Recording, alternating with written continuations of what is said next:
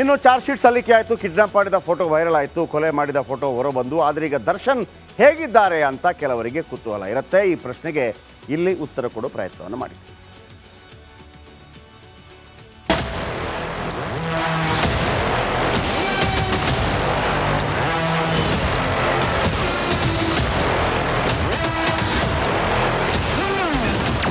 ಬಳ್ಳಾರಿ ಜೈಲಿನಲ್ಲಿ ಹಂತಕರ ಬಾಸ್ ವಿಲವಿಲ.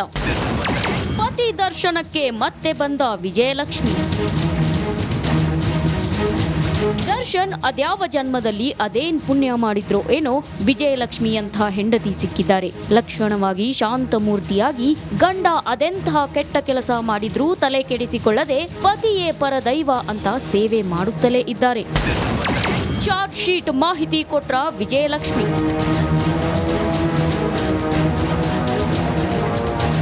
ದರ್ಶನ್ರನ್ನ ಪರಪ್ಪನ ಅಗ್ರಹಾರದಿಂದ ಬಳ್ಳಾರಿಗೆ ಸ್ಥಳಾಂತರ ಮಾಡಿದ ಮೇಲೆ 2ನೇ ಬಾರಿ ಪತ್ನಿ ವಿಜಯಲಕ್ಷ್ಮಿ ಭೇಟಿ ಮಾಡಲು ಬಂದಿದ್ರು. ತಂಗಿಯ ಗಂಡ ಸುಶಾಂತ್ ನಾಯ್ಡು ಜೊತೆ ಪತಿಯನ್ನ ಮೀಟ್ ಮಾಡಿದ್ದಾರೆ. ಕಾಟೇರನಿಗಾಗಿ ಬ್ರೆಡ್, ಬನ್, ಬಿಸ್ಕೆಟ್ಸ್ ಹಾಗೂ ಬಟ್ಟೆಗಳನ್ನ ತಂದುಕೊಟ್ಟಿದ್ದಾರೆ. ಜೊತೆಗೆ ಚಾರ್ಜ್ ಶೀಟ್ ಬಗ್ಗೆ ಮಾತನಾಡಿದ್ದಾರೆ.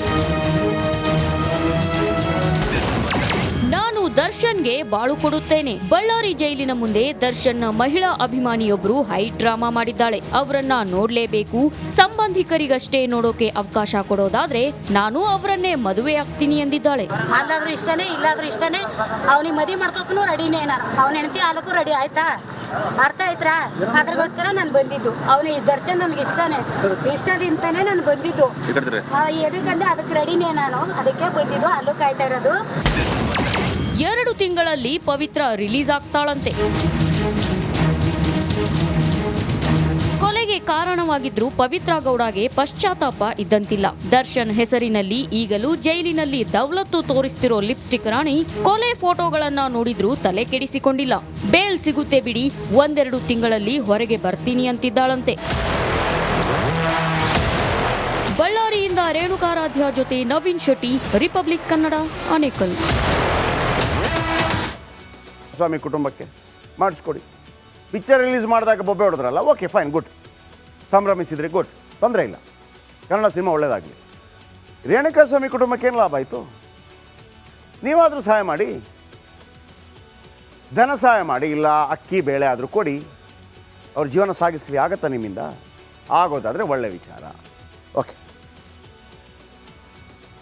ಕಿಲ್ಲರ್ ದರ್ಶನ್ ಆ್ಯಂಡ್ ಗ್ಯಾಂಗ್ ಕ್ರೌರ್ಯಕ್ಕೆ ರೇಣುಕಾ ಸ್ವಾಮಿಯ ಆ 2 ಫೋಟೋಗಳು ಸಾಕ್ಷಿಯಾಗಿದೆ. ಈ ಫೋಟೋ ನೋಡಿದರೆ ಇವರು ಮನುಷ್ಯರೋ ಕ್ರೂರಿಗಳು ಅಂತ ಅನಿಸ್ಬಿಡುತ್ತೆ. ಈಗ ಆ ಫೋಟೋವನ್ನು ರೇಣುಕಾ ಸ್ವಾಮಿಯ ಪೋಷಕರು ನೋಡಿದ್ದಾರೆ. ಅವರ ಆಕ್ರಂದನ ಹೇಗಿದೆ ಬನ್ನಿ ನೋಡೋಣ.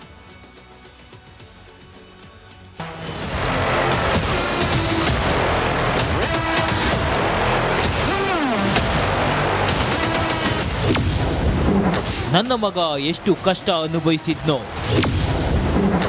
ರಾಕ್ಷಸರು ಅಂದ್ರೆ ಹೀಗೆ ಇರ್ತಿದ್ರೇನೋ. ಈಗ ಚಿತ್ರ ನೋಡಿ ನಮಗಂತೂ ಅತ್ಯಂತ ಮನಸ್ಸು ಭಯಂಕರ ಕೆಟ್ಟದಾಗ್ಬಿಟ್ಟಿದೆ, ದಿಗ್ಭ್ರಮೆ ಆಗಿದೆ. ಹೆಂಗೆ ಅವನು ಎಷ್ಟು ಅನುಭವಿಸಿರ್ಬೋದು, ಎಷ್ಟು ಕೂಗಾಡಿರ್ಬೋದು, ಎಷ್ಟು ಕಿರ್ಚಾಡಿರ್ಬೋದು, ಅವನು ಎಷ್ಟು ಒದ್ದಾಡಿರ್ತಾನೆ, ಹೆಂಗೆ ಜೀವ ಬಿಟ್ಟಿರ್ತಾನೆ ಅನ್ನೋದು ನಮಗೆ ಊಹೆ ಮಾಡ್ಕೊಳಕ್ಕೆ ಆಗ್ತಾಯಿಲ್ಲ. ಎಷ್ಟು ನಾವೆಲ್ಲೂ ಕೇಳ್ತಿದ್ವು ರಾಕ್ಷಸರು ಅಂತಾರೆ. ರಾಕ್ಷಸರು ಅಂದರೆ ಹಿಂಗೆ ಇರ್ತಾರಂತ ಈಗ ನಮ್ಗೆ ಅನುಭವಕ್ಕೆ ಬರ್ತಾಯಿದೆ. ರಾಕ್ಷಸರಿಗಿಂತ ರಾಕ್ಷಸರಿಗಾದರೂ ಒಂದು ಸ್ವಲ್ಪ ಅವ್ರಿಗೆ ಕರುಣೆ ಅನುಕಂಪ ಇರ್ಬೋದನೆ, ಇವ್ರಿಗೂ ಅನುಕಂಪ ಇಲ್ಲ. ಪವಿತ್ರ ಗೌಡ ಕೂಡ ಹೆಣ್ಣು ರಾಕ್ಷಸಿ. ಆ ಪವಿತ್ರ ಗೌಡ ಹೆಣ್ಣು ಮಗಳಿಗೆ ಏನೆಲ್ಲ ಸಂಬೋಧನೆ ಮಾಡ್ತೀವಿ ನಾವು. ದೇವಿ ಅಂತ ಕಾಣ್ತೀವಿ, ಕರುಣಾಮಯಿ ಅಂತೀವಿ, ದಯಾಮಯಿ ಅಂತೀವಿ. ಅಂಥದ್ರಲ್ಲಿ ಈ ರೀತಿ ಆ ಹೆಣ್ಣುಮಗಳು ವರ್ತನೆ ಮಾಡ್ಯಾಳೆ ಅಂದರೆ ಆಕೆ ಏನು ಹೇಳಬೇಕು? ಆಕೆನೂ ಕೂಡ ಹೆಣ್ಣು ರಾಕ್ಷಸಿನೇ. ಇದೊಂದು ಮಾಡಬೇಕಾಯಿತು. ಆದರೆ ನಮಗಂತೂ ಇದು ತಡ್ಕೊಳ್ಳಾರ್ದಷ್ಟು ನಮಗೆ ನೋವಾಗಿದೆ. ನನ್ನ ಮಗನನ್ನ ಬೆತ್ತಲೆ ಮಾಡಿ ಹೊಡೆದಿದ್ದಾರೆ. ಕೊಲೆ ಆರೋಪಿಗಳಿಗೆ ಟಾರ್ಚರ್ ಶಿಕ್ಷೆ ಕೊಡಿ. ಕೈಗಳು ಕಳ್ಕೊಂಡಿದ್ದಾನೆ, ಕೈ ಮುಗಿದಾನೆ, ಕಾಲು ಮುಗಿಯಕ್ಕೆ ಹೋಗಿದ್ದಾನೆ ಅಂತ ಕಾಣುತ್ತೆ. ಎಲ್ಲ ಅಂಗಲಾಚಿ ಬೇಡ್ಕೊಂಡಿದ್ದಾನೆ. ಅವನಿಗೆ ಬರೆ ಬತ್ಲ ಮಾಡಿದ್ದಾರೆ, ಬಟ್ಟೆ ತೆಗೆದಿದ್ದಾರೆ, ಕರೆಂಟ್ ಶಾಕ್ ಕೊಟ್ಟಿದ್ದಾರೆ. ಒಂದು ನಮಗೆ ಹಿಂಸೆ ಅಲ್ಲ. ಯಾವುದೇ ಫಿಲ್ಮ್ನಲ್ಲಿ ಈ ರೀತಿ ಹಿಂಸೆ ನಾವು ಕೇಳಿರೋಕ್ಕಿಲ್ಲ, ನೋಡಿರೋಕ್ಕಿಲ್ಲ. ಅಂತ ಆ ನಮಗೆ ಶಿಕ್ಷೆ ಕೊಟ್ಟೋದಲ್ಲ. ಅದಕ್ಕಾಗಿ ನಾನು ನ್ಯಾಯಾಲಯ ಬೇಡೋದಾಗ್ತದೆ. ಅವ್ರಿಗೆ ಆ ರೀತಿ ಶಿಕ್ಷೆ ಕೊಟ್ಟರು, ಅವ್ರು ನಮ್ಗೆ ಹಿಂಸೆ ಮಾಡಿದ್ದಾರೆ, ಅದೇ ರೀತಿ ಹಿಂಸೆಯಿಂದಲೇ ಅವ್ರಿಗೆ ಶಿಕ್ಷೆ ಆಗಬೇಕು. ಪರಿಪರಿಯಾಗಿ ಬೇಡಿಕೊಂಡ್ರೂ ಬಿಟ್ಟಿಲ್ಲ. ಫೋಟೋ ವೈರಲ್ ಆಗಿರೋದು ನಾನು ಇವತ್ತಿಂದು ನೋಡಿಲ್ಲ. ಯಾಕಂದರೆ ನನ್ನ ಮಗಳು ತೋರಿಸಿದ್ರು, ನನಗೆ ನೋಡೋಕ್ಕಾಗಲಿಲ್ಲ. ಅದು ನಾನು ನೋಡೋಷ್ಟು ತಾಳ್ಮೆ ಅಷ್ಟು ಪರಿಪರಿಯಾಗಿ ಬೇಡ್ಕೊಂಡ್ರು ಬಿಟ್ಟಿಲ್ವಲ್ಲ, ಅದೇ ನಮಗೆ ಮನುಷ್ಯ ಏನು. ಪವಿತ್ರ ಗೌಡಗೂ ದೇವರು ಶಿಕ್ಷೆ ಕೊಡ್ತಾನೆ. ಅವಳು ಹೇಳಿ ಸಾಯಿಸಿದಾಳೆ ಅಂದಮೇಲೆ ಅವಳಿಗೂ ಶಿಕ್ಷೆ ಕೊಡಬೇಕು. ಇಲ್ಲ ಅವಳಿಗೂ ಗೊತ್ತಾಗುತ್ತೆ, ನಾಳೆ ಅವಳಿಗೂ ಇದೆ, ಅವಳಿಗೂ ನಾಳೆ ಆ ದೇವರ ಅವಳಿಗೂ ಒಂದು ಶಿಕ್ಷೆ ಕೊಟ್ಟೆ ಕೊಡ್ತಾರೆ. ನನ್ನ ಮಗನಿಗೆ ಯಾವ ರೀತಿ ಸಾಯಿಸಿದಲ್ಲ ಆಕೆಗೂ ನಾಳೆ ಅದೇ ಪರಿಸ್ಥಿತಿ ಬರುತ್ತೆ. ಗಾಯಗೊಳಿಸಿ ಬಿಟ್ಟಿದ್ರು ಜೋಪಾನ ಮಾಡ್ತಿದ್ವಿ.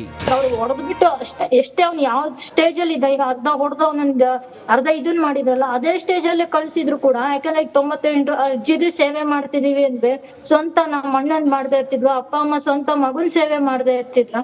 ಅಟ್ಲೀಸ್ಟ್ ಜೀವ ಇದ್ದೇ ಯಾರು ಅನ್ಕೊಂಡು ಅವನನ್ನ ಹೆಂಗೋ ನಾವು ನೋಡ್ಕೊಂಡು ಇರ್ತಿದ್ವಿ. ಅದನ್ನ ಬಿಟ್ಟಿರಿ ಇವತ್ತು ಜೀವ ತೆಗೆದು ಒಂದ್ ಇಡೀ ಮಂತನನ್ನೇ ಹಾಳು ಮಾಡಿದ್ರಲ್ಲ ಸರ್ ಅಂತ.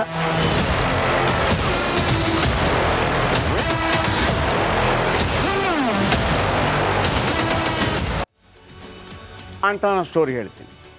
ಸ್ಟಾರ್ಟ್ ಮಾಡಿಲ್ವಾ, ಅವನ ಮೆಸೇಜ್ ಕಳಿಸಿಲ್ವಾ, ಎಸ್ ಕಳಿಸಿದ್ದಾನೆ, ಕೆಟ್ಟ ಮೆಸೇಜ್ ಕಳಿಸಿದ್ದಾನೆ. ಪವಿತ್ರ ಗೌಡ ಏನು ಮಾಡಿದ್ಲು, ಅವನು ಕೆಟ್ಟ ಮೆಸೇಜ್ ಕಳಿಸಿದ್, ಎಸ್ ಕಕ್ಕ, ಅವನು ಕೆಟ್ಟ ಮೆಸೇಜ್ ಕಳಿಸಿದ್ದು ಕಕ್ಕ. ನೀವು ಯಾಕೆ ತಿಂದ್ರಿ? ಪವಿತ್ರ ಗೌಡ ಮಾಡಿದ್ದೇನು ಸಣ್ಣ ತಪ್ಪ? ಒಂದು ಪೊಲೀಸ್ ಕಂಪ್ಲೇಂಟ್ ಕೊಟ್ಟಿದ್ರೆ ಇವತ್ತು ಜೀವ ಹೋಗ್ತಾ ಇರಲಿಲ್ಲ, ದರ್ಶನ್ ಒಳಗಿರ್ತಾ ಇರಲಿಲ್ಲ, 15 ಜನ ಜೀವಭಯದಲ್ಲಿ ಬದುಕುವಂಥ ಅನಿವಾರ್ಯತೆ ಇರಲಿಲ್ಲ. ಎಲ್ಲ ಪೊಲೀಸೇ ಮಾಡ್ತಾಯಿದ್ರು. ಈಗ ಪೊಲೀಸರ ಬದಲು ಪವನ್ ಬಳಿ ಈಕೆ ಪೊಲೀಸರಿಗೆ ಸುದ್ದಿ ಕೊಡಲಿಲ್ಲ, ದರ್ಶನ್ಗೂ ಹೇಳಲಿಲ್ಲ, ಆ ಓತಿ ಖ್ಯಾತ ಪವನ್ಗೆ ಹೇಳ್ತಾರೆ. ಅದಕ್ಕೆ ಗೊತ್ತು ಗುರಿ ಇಲ್ಲ, ಅದು ಯಾವ ರೀತಿಯದೋ ಗೊತ್ತಿಲ್ಲ. ಅದು ಕೂಡ ಈ ಹುಡುಗನ ಜೊತೆ ಚಾಟ್ ಮಾಡಿದೆ. ಅದು ಆ ಕಡೆ ಅದು ಆಂಟ ಯಾರು, ರೇಣುಕಾಸ್ವಾಮಿ, ಈಕೆ ಅಂದ್ಕೊಂಡು ಚಾಟ್ ಮಾಡಿದ್ದಾನೆ. ಬನ್ನಿ ಆ ಸ್ಟೋರಿ ಎಲ್ಲಿಂದ ಶುರುವಾಯಿತು ಹೇಳ್ತೀನಿ, ಕೇಳಿಸ್ಕೊಳ್ಳಿ. ಹಾಯ್, ಲೊಕೇಶನ್ ಕಳಿಸ್ತೀನಿ, ಯಾವಾಗ ಬರ್ತೀಯಾ ಹೇಳು. ಓಕೆ ಕಳಿಸು. ನಾನು ಯಾಕೆ ಬರಬೇಕು ಅಂತ ಹೇಳು. ನಿಂಗೆ ಏನ್ ಬೇಕು ಹೇಳು. ನಿನಗೆ ಏನು ಬೇಕು ಅಂತ ಹೇಳು. ನೀನೇ ಫೋಟೋ ಕಳಿಸು ನಂಗೆ. ನೀನು ನನ್ನ ನಂಬರ್ನ, ನನ್ನ ಫೋಟೋನ ಮಿಸ್ಯೂಸ್ ಮಾಡಿದರೆ ನಾನು ಏನು ಮಾಡಲಿ ಅಂತ ಹೇಳು. ನೀನು ನನ್ನಿಂದ ಏನು ನಿರೀಕ್ಷೆ ಮಾಡ್ತಿದ್ಯಾ ಅಂತ ಹೇಳು. ನೀನು ಏನ್ ಬಯಸ್ತೀಯಾ ಹೇಳು. ಮೊದಲು ನೀನೇ ಹೇಳು, ಪ್ಲೀಸ್ ಹೇಳು. ಮೊದಲು ನೀನ್ ಹೇಳು. ಮೆಸೇಜ್ ಮಾಡಿರೋದು ನೀನಲ್ವಾ? ಹಾಗಾದರೆ ಮೆಸೇಜ್ ಮಾಡಬಾರ್ದಾ ಹೇಳು. ನಿನ್ನಿಷ್ಟ. ನಿನಗೆ ನನ್ನ ಫ್ರೆಂಡ್ಶಿಪ್ ಬೇಕೋ ಬೇಡವೋ ಅಂತ ಹೇಳು. ನೋಡ್ತೀಯಾ ಹೇಳು, ಕಳಿಸ್ಲಾ ಅಂತ ಹೇಳು ಪ್ಲೀಸ್. ನೀನು ತುಂಬ ಕ್ಯೂಟ್ ಆಗಿದೆಯಾ, ಹಾಟ್ ಆಗಿದೆಯಾ, ಆಗಿದೆಯಾ, ಏನು ನನ್ನ ನೋಡ್ತೀಯಾ ಹೇಳು, ಕಳಿಸ್ಲಾ. ಇಲ್ಲ, ಡೈರೆಕ್ಟ್ ಆಗಿ ಬಂದಾಗ. ಓಕೆ ಆಯಿತು, ಪರವಾಗಿಲ್ಲ. ಇವಾಗ ನೋಡಿ ಹೇಳು, ಆಮೇಲೆ ಬರ್ತೀನಿ ಆಯ್ತಾ. ನೀನು ಈ ಮೆಸೇಜ್ ಡಿಲೀಟ್ ಮಾಡಿದೀಯಾ? ಓಕೆ, ಲೊಕೇಶನ್ ಕಳಿಸ್ಲಾ? ಹೇಗೆ ಇದೆ ಅಂತ ಹೇಳು please. Super. Okay, location send ಮಾಡು. ಮಾಡ್ತೀನಿ ನೋಡು. ನಿಜವಾಗ್ಲೂ ಹೇಳು ಹೇಗಿದೆ ಅಂತ ಹೇಳು ಪ್ಲೀಸ್ ಕಣೆ. ಥ್ಯಾಂಕ್ ಯು ಸೋ ಮಚ್ ಕಣೆ. ಸೆಂಡ್ ಮಾಡು ಲೊಕೇಶನ್. ಜಿಗಣಿ ಹತ್ತಿರ ಓಮ್ಯಾಕ್ಸ್ ಫ್ಯಾಕ್ಟ್ರಿ, ಆಂಜನೇಯ ಟೆಂಪಲ್. ಯಾಕೆ ಅಷ್ಟು ಆತರನಾ ನಿಂಗೆ? ಎಸ್, ನಾನು ಫ್ರೀ ಮಾಡ್ಕೋಬೇಕು ತಾನೆ. ಓಕೆ ಆಯಿತು, ಒಂದು ದಿನ ಮುಂಚಿತವಾಗಿ ಹೇಳ್ತೀನಿ ಆಯಿತಾ. ಫ್ಯಾನ್ ಆಗಿಬಿಟ್ಟೆ ಕಣೆ ನಿನ್ನ ಬ್ಯೂಟಿಗೆ. ಜೀವನ ಪೂರ್ತಿ ನಾನು ನಿನ್ನ ಗುಲಾಮ್ನಾಗಿರ್ತೀನಿ ಕಣೆ. ನೀನು ತಾಯಿ ಮೇಲೆ ಆಣೆ ಮಾಡಿ ಹೇಳು, ನಿನ್ನ ನಂಬರ್ನ ಯಾರಿಗೂ ಕೊಡಲ್ಲ ಅಂತ ಆಣೆ ಮಾಡಿ ಹೇಳು ಪ್ಲೀಸ್ ಕಣೆ. ಓಕೆ, ಭಾನುವಾರದೊಳಗೆ ಫ್ರೀ ಮಾಡ್ಕೊ, ನಾನು ಆಮೇಲೆ ಬ್ಯುಸಿ ಆಗ್ತೀನಿ. ಓಕೆ ಆಯಿತು ಕಣೆ.